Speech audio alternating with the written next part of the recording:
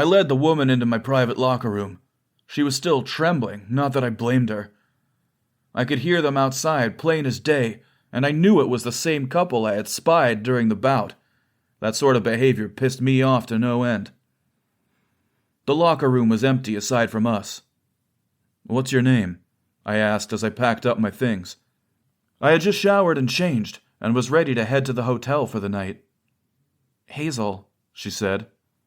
"Do you have anyone to call or a place to go?" I asked. "I can give you a ride."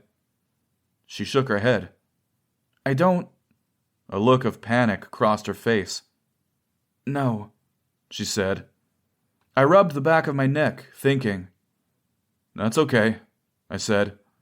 "Look, I'm staying at a hotel down the street. I can get you a room there, no problem. You can stay there and regroup." "Why are you being so nice to me?" I knew it probably looked bad that I was going above and beyond for a complete stranger, but I couldn't help it. I couldn't stand seeing women in trouble like that. "I just want to make sure you're all right," I said. "I don't want anything in return, nothing like that. I just hate seeing people in trouble, especially when I can do something to help." She nodded, but she didn't look convinced. "Thank you," she said. My manager, Jack, came in. "Scott, what's taking you so long? The press are— Oh, hello." He looked at Hazel with a sharp eye. "How did you get in here?" I sighed. The last thing I wanted to do was to talk to the press right now. "This is Hazel. I invited her in. Tell the press that I want to recover from my bout in peace." Jack frowned. "You weren't even that banged up. They're going to know something is up." "Then let them speculate. I don't care." Jack frowned, glancing at Hazel. "Can I talk to you in private for a second?" I let my manager pull me aside. "What is going on?" he whispered. "You're not the type to pick up a groupie after a bout." "She's not a groupie, and I'm not picking her up," I said. "She just needs help. Tell the press whatever you want, but I can't talk to them right now. I need to get her to my hotel."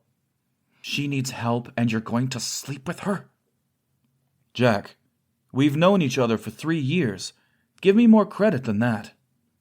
Jack always had my best interests at heart, but after years of smoothing over scandals from his various clients, he always jumped to the worst-case scenario.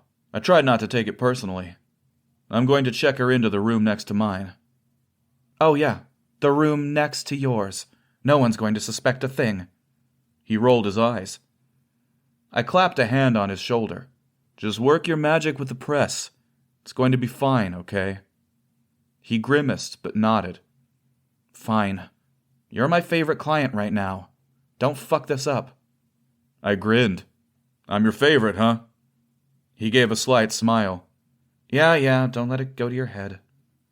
He glanced at Hazel and gave her a slight nod before leaving the locker room to face the press. I grabbed my bag. "Okay, let's go out this door. There shouldn't be any reporters or photographers on this side." "Do you have to duck reporters and photographers a lot?" "Usually not, but I've been winning a lot more of my bouts lately, and there's speculation about me taking the championship title. So there is more press than usual." I shrugged. "Let's get out of here, though. You look exhausted." Exhaustion was an understatement. She looked as though she was about to collapse. When was the last time she had a good night's sleep?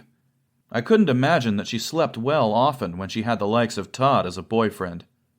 She obediently followed me out the door and to my rental car. She kept her eyes down on the ground, her arms crossed protectively in front of her. My chest tightened. I knew she was a little scared to be around me. She must really have nowhere to go if she's coming with me.